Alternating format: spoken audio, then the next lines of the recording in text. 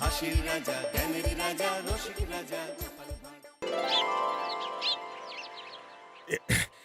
এই দেখো, তুমি এখনো রেগে আছো আমার উপর। আমার রাগতে বয়ে গেছে আপনার ওপর। তুমি কিছুতেই বুঝছো না, খরচ বাড়ছে। আয় না বাড়লে চলবে কি করে রাজ্য? বিদেশে আমাকে যেতেই হবে। সব বুঝেছি, সব বুঝেছি। আপনার আমাকে অসহ্য লাগছে, তাই আপনি বিদেশে যাচ্ছেন, তাই তো? তুমি আমায় ভুল বুঝছো। রাজ্য চালাতে অর্থের প্রয়োজন আছে। কেন এতদিন রাজ্য বুঝি চলছিল না? এতদিন যেভাবে চলছিল সেভাবেই চলবে। সময় পাল্টাচ্ছে। এখন শুধু সিংহাসনে বসে থাকলেই চলে না। দেশ বিদেশ ঘুরে দেখতে হবে কিভাবে রাজ্যের উন্নতি হয়, লাভ হয়, সেই নিয়ে নতুন করে ভাবতে হবে। তার মানে আপনি ঠিক করে নিয়েছেন আপনি যাবেন, তাই তো? হ্যাঁ। আর যতদিন আপনি না থাকবেন এখানে কি হবে ভেবে দেখেছেন মহারাজ? কে সামলাবে সব?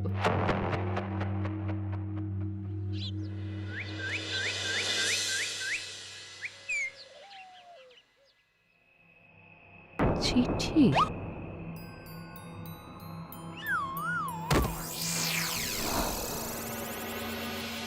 আমি অনেক ভেবে দেখলাম, আসলে এসব সিংহাসন, ক্ষমতা, প্রতিপত্তি অর্জন করা আর রক্ষা করার জটিলতার চেয়ে বাকি জীবনটা শান্তির সাথে বনে কাটিয়ে দেওয়াই ভালো। বলছি সবই তো বুঝলাম, কিন্তু এই শান্তিটা কে? মহারাজ সন্ন্যাসী হয়ে গেলেন আর এসব নিয়েও তুমি ভাড়ামি করছো গোপাল? ও মা গো, এবার কি হবে? চিন্তা করবেন না রানীমা, কৃষ্ণনগরকে আমি আমার বুক দিয়ে আগলে রাখবো। আপনার ছাতির মাপটা ঠিক মতো জানেন তো মন্ত্রী মশাই? মানে ওই গোটা কৃষ্ণনগরকে কি আপনি আপনার বুকের মধ্যে আগলে রাখতে পারবেন? গোপাল! মার্জনা করবেন মন্ত্রী মশাই। আমি বলছিলাম কি, ওইসব আগলে টাগলে রাখার আগে ওই ভালো করে খুঁজে দেখুন সব। মানে কি বলতে চাইছো কি তুমি?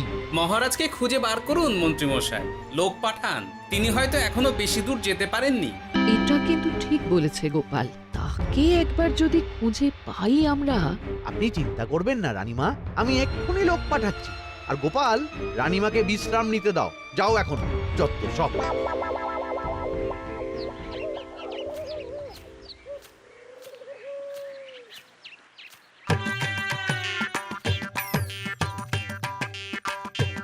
কই গো, গেলে কই? এক ঘটি জল দাও দেখি। ওই জলই খেতে হবে, শুধু জল। ঘরে এক দানাও চাল নেই। ওই বাজারে না গেলে আজ হরি মটর। রাজ্যে রাজা নেই আর তুমি ঘরে চাল নেই বলে চিল্লামিল্লি করছো। চত্ব সব। ও মা গো, মহারাজ রাজ্যে নেই তো গেলেন কই? হ্যাঁ, বনবাসে। সে কি গো, এবার কি হবে তাহলে? কপালে যা লেখা আছে তাই হবে, আর কি।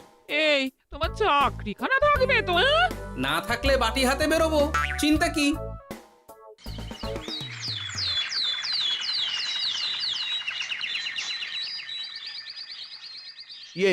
মহারাজ যখন নেই তখন আমি যখন এ রাজ্যের মহামন্ত্রী, তখন আমি এত মানে করার কি আছে মন্ত্রী মশাই? মহারাজ নেই তো কি হয়েছে, রানীমা তো আছেন। আমরা তার কথা মতোই চলব। গোপাল একদম উচিত কথা বলেছে। হ্যাঁ হ্যাঁ, আমিও তো তাই বলছিলাম। মহারাজ যখন নেই তখন রানীমার নির্দেশ মতোই তো আমাদের সামলাতে হবে সব। কতদিন আর আগলাবে গোপাল? আজ নয় কাল এই শর্মাকেই বসতে হবে এই সিংহাসনে। যতদিন পারি ততদিন তো চেষ্টা করতেই হবে মন্ত্রী মশাই। আপনি যদি চলেন ডালে ডালে, আমি চলি পাতায় পাতায়। রাজা মশাই আছেন? আমি অনেক দূর থেকে আসছি।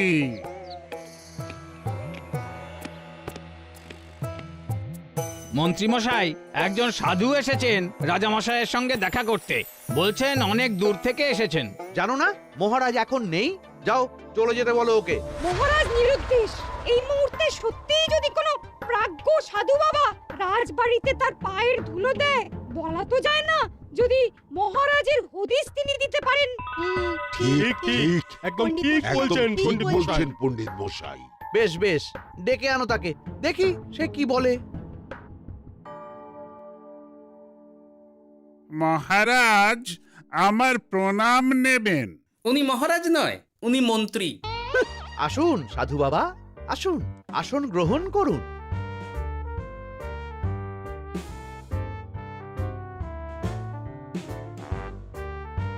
এ কি করলেন সাধু বাবা? এটা তো মহারাজের সিংহাসন। আপনার জন্য আমি অন্য আসনের ব্যবস্থা করে দিচ্ছি, আপনি বরং সেখানে বসুন। ওহ, রাজাই যখন নেই তখন তাঁর সিংহাসনে বসতে ক্ষতি কি? আপনি কি করে জানলেন মহারাজ নেই? বুঝলি না, সাধু বাবা যে অন্তর্যামী গোপাল। এবার কি হবে? উনি যদি বলে দেন মহারাজ কোথায় আছেন, তাহলে তো আমার আর বাবা পণ্ডিত মশাই, আগেই ওরকম হামলে পড়বেন না। আচ্ছা, আপনি যদি অন্তর্যামী হন, বলুন তো আমাদের রাজা মশাই কোথায় গেছেন? জবর জটা কালো চুলে দেনামা অতীত বলেন। বুম! মহারাজ বনবাসে গেছেন। এটা যখন বলেছেন সাধু বাবা, তাহলে মহারাজ এখন কোথায় আছেন সেটাও নিশ্চয়ই আপনি বলে দিতে পারবেন।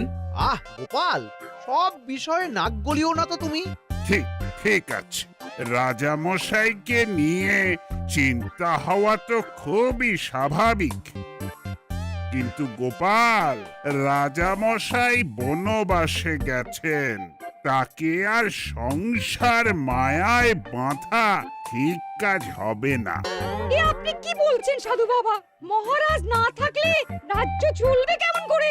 নতুন রাজা নির্বাচন করতে হবে। এই তো খেলা জমে গেছে, একে দিয়েই কাজ হবে মনে হচ্ছে। আহা সাধু বাবা, এসব নিয়ে নয় পরে আলোচনা করা যাবে। এই কে আছো? সাধু বাবার পা ধুইয়ে দাও ভালো করে। না, বিষয়টা ঠিক সুবিধের মনে হচ্ছে না। আহা মন্ত্রী, করেছ কি? আমি সাধু মানুষ, এত খেতে পারি কি? ও বললে হবে না সাধু বাবা, আপনার জন্য নিজে দাঁড়িয়ে থেকে মহারাজের খাস হালুই করকে দিয়ে রাঁধিয়েছি সব। এ দেখুন না একটু, অমৃত অমৃত। বেশ বেশ, এত করে বলছো যখন, বাহ বাহ, চমৎকার চমৎকার। আমি জানি তো যে এমন খাবার আপনি আগে কখনো খাননি।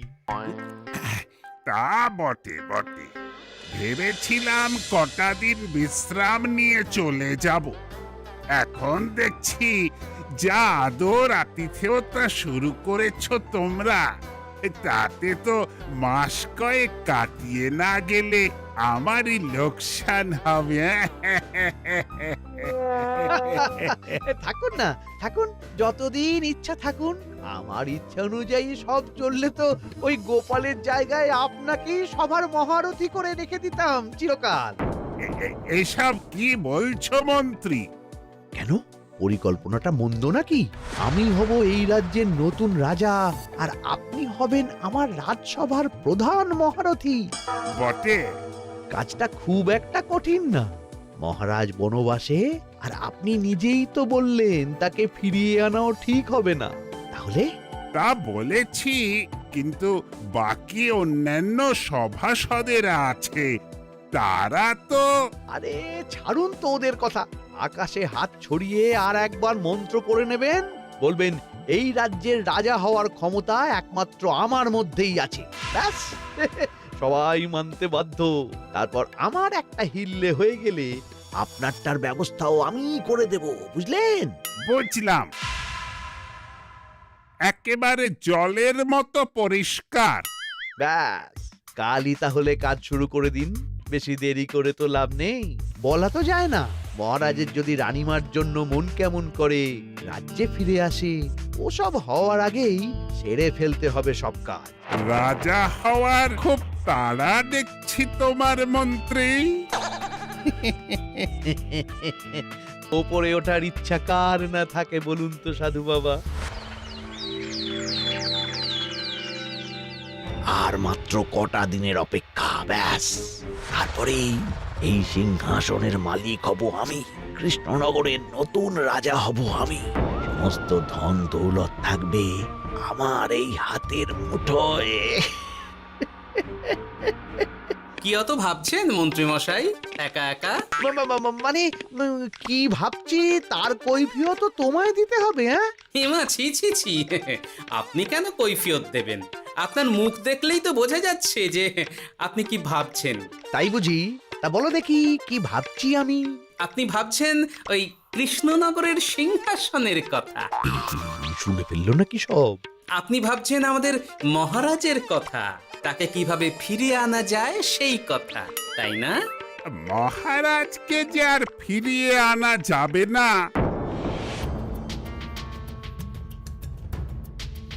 সে কথা তো আগেই বলেছি। তাই যদি হয় সাধু বাবা, আপনি এর একটা কিছু বিহিত করুন, না হলে রাজা ছাড়া রাজ্য। ঠিক বলেছ, রাজা রাজ্য, নুন ছাড়া তরকারি, আলো ছাড়া দিন, জল ছাড়া জীবনের মতো। তাই যত দ্রুত সম্ভব নতুন রাজা নিয়োগ করা দরকার। কিন্তু এ বিষয়ে সিদ্ধান্ত নেওয়ার আগে রানীমার সাথে কথা বলা জরুরি। তার চেয়েও জরুরি একটা কাজ আগে করা দরকার। কিসের কথা বলছেন মন্ত্রী মশাই? গোপালের বহিষ্কার। এ আপনি কি বলছেন মন্ত্রী মশাই?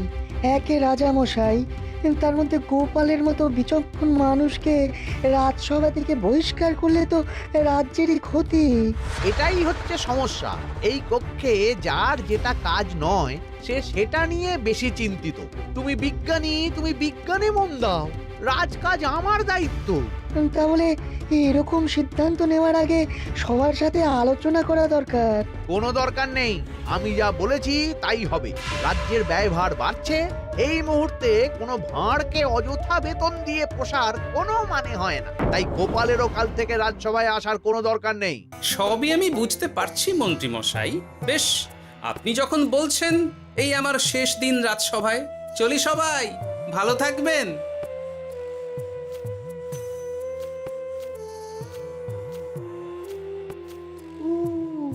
এত সহজে যে বেটা মাঠের বাইরে চলে যাবে বুঝতেই পারিনি আগে। এবার আমার আর সিংহাসনের মাঝে নেই কোনো বাধা, নেই কোনো কাটা।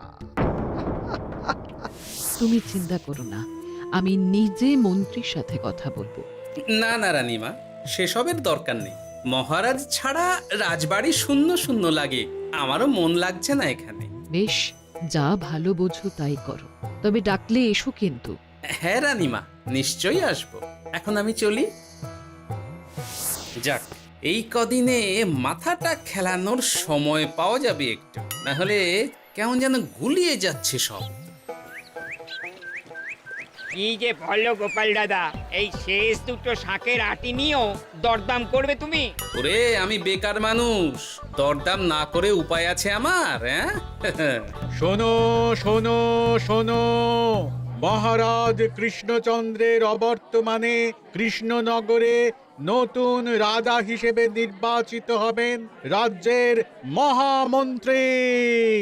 সেই শুভানুষ্ঠানে রাজবাড়িতে আমন্ত্রণ রইল। এসব কি হচ্ছে বলো তো গোপাল দাদা? ভিতরের খবর আছে নাকি কিছু? না গো ভাই, তুমিও যা জানো আমিও ততটুকুই জানি। ও গোপাল দাদা, ব্যাপার কি? এ সময় এখানে কি চাই? রানীমার জরুরি তলব, এখনই ওই রাজবাড়ি যেতে হবে তোমাকে। কিন্তু আমার যে বাজার হয়নি এখনো। আরে ওসব বাজার টাজার পরে হবে, তুমি এখন আমার সাথে চলো তো। মন্ত্রীকে আমি বিশ্বাস করেছিলাম, ও যে এইভাবে বিশ্বাসের সুযোগ নেবে আমি একদম বুঝতে পারিনি। আমাদের এক্ষুনি অন্যান্য সভাসদদের সাথে কথা বলা দরকার রানীমা। কারোর সাথে কথা বলার দরকার নেই রানীমা, আমি নিজেই চলে এসেছি আপনার সাথে কথা বলতে।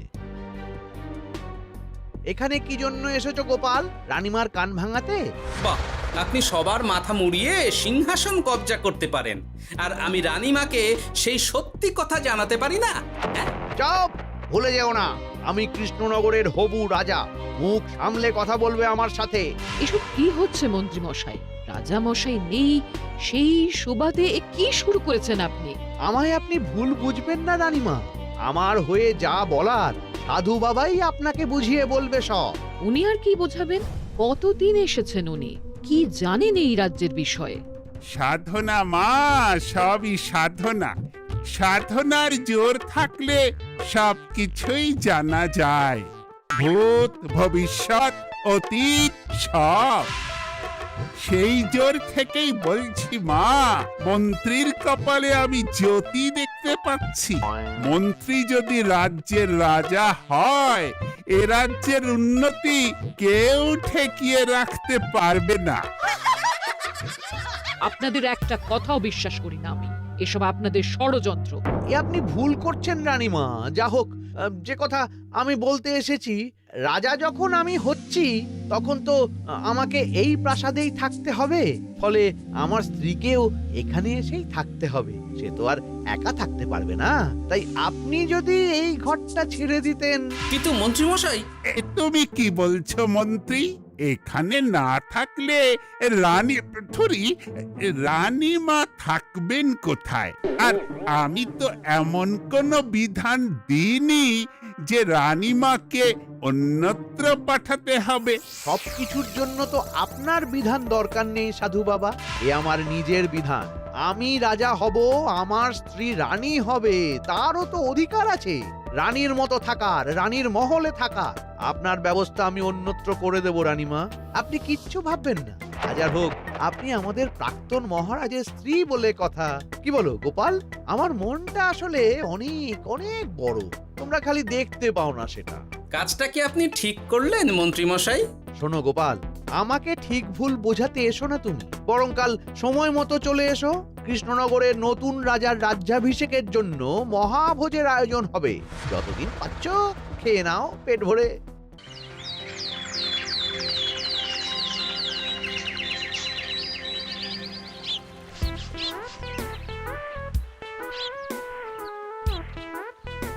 আরে এগুলো আবার কি পরে আছে এখানে? কি এ তো মহারাজের পোশাক, এখানে এসব কি করে এলো? তাহলে কি মহারাজ? না না না, হিসেবটা কেমন যেন ওলট পালট হয়ে যাচ্ছে। সময় তো হয়ে গেল, নতুন মহারাজকে ডাকুন এবার। এসে গেছি, এসে গেছি। আসুন মন্ত্রী মশাই, আসুন। মুকুট নিয়ে দাঁড়িয়ে আছি আপনার মাথায় পরাবো বলে। সাধু বাবা, এবার মহারাজ বলা অভ্যাস করুন। মহারাজ। মহারাজের হদিশ পাওয়া গেছে মন্ত্রীমশাই, মহারাজের হদিশ পাওয়া গেছে। এই কি সর্বনেশে কথা! মহারাজের হদিশ পাওয়া গেছে মানে কোথায় মহারাজ? না না, মহারাজ না, মহারাজের পোশাক পরে আছে পুকুরের ধারে।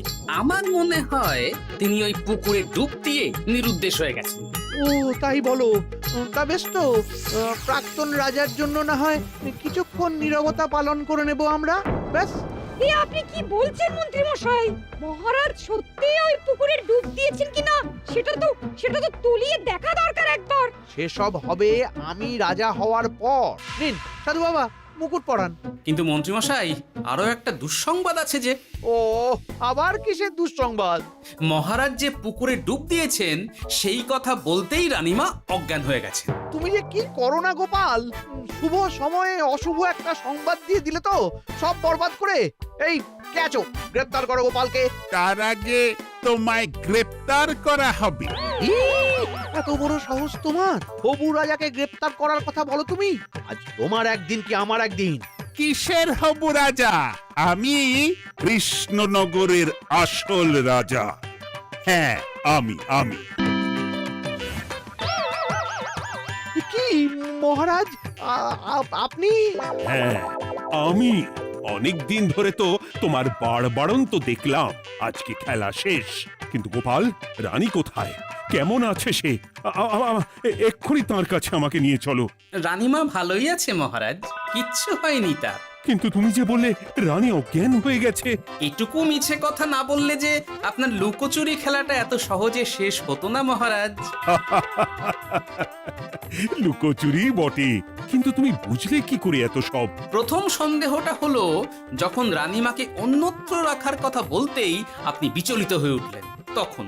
তারপর পুকুর পাড়ে আপনার পোশাক, ব্যাস এটুকুই, আর কিছু নয়। আর প্রথম দিন রাজসভায় এসেই সোজা সিংহাসনে চড়ে বসা, ব্যাস। একে একে 2 আর দুয়ে দুয়ে 4 করে ফেললাম। তারপর মনে হলো রানীমার প্রতি টান ফিরিয়ে আনতে পারে আপনাকে আপনার আসল রূপে। তাই এই মিছে কথা। অধমের অপরাধ মার্জনা করবেন মহারাজ। গোপাল, তোমার তুলনা নেই। কিন্তু মহারাজ, আপনি কেন এই ছদ্মবেশ নিয়েছিলেন তার আসল উদ্দেশ্যটা কিন্তু এখনো আমার কাছে পরিষ্কার হয়নি পুরোটা। আসলে আমি পরীক্ষা করছিলাম, বুঝলে? কিসের পরীক্ষা মহারাজ? যে আমার অনুপস্থিতিতে কেই রাজ্য চালাবে তার পরীক্ষা।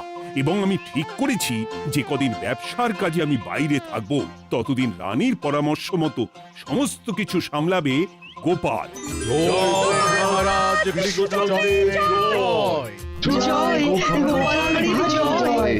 আর আমি মহারাজ?